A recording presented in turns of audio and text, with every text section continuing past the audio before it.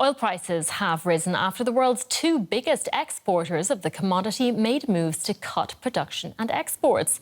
Saudi Arabia says it will extend its current output cut of 1 million barrels a day until August, while Russia says it will reduce its exports.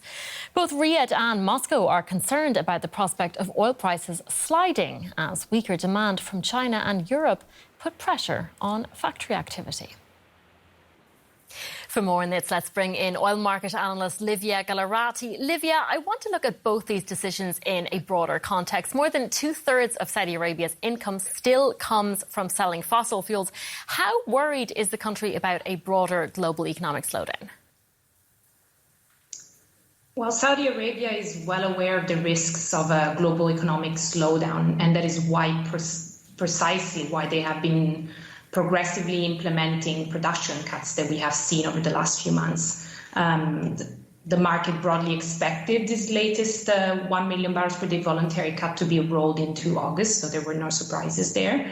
And given all the macro uncertainty that's facing the oil market, it is very likely that Saudi Arabia will keep monitoring demand very closely and make any adjustments to supply that are needed going forward. All right, I want to turn to Russia now. We know it has been selling cheap oil to the likes of China and India. Will these export cuts actually have a tangible effect on those countries? Yes, absolutely.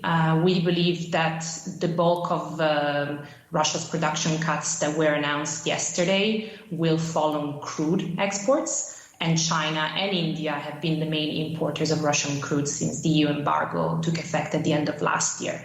And over the last few months, Russia has been one of the main discounted oil that China and India have been purchasing, as well as Iranian oil. So they've benefited from that a lot. But the additional cuts from Russia will mean that China and India will have to turn to more expensive benchmark grades going forward. What are your predictions then for the coming months? Are we likely to see more cuts, do you think?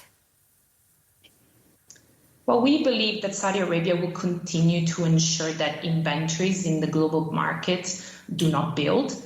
This might mean maintaining some production cuts later into this year, particularly if the macro environment doesn't improve or even more if it deteriorates further. It may not be the full 1 million barrels per day cut that they've extended into August. It may be smaller cuts. But an extension is definitely something that cannot be ruled out at this point. All right. Livia Gallerati, thank you very much.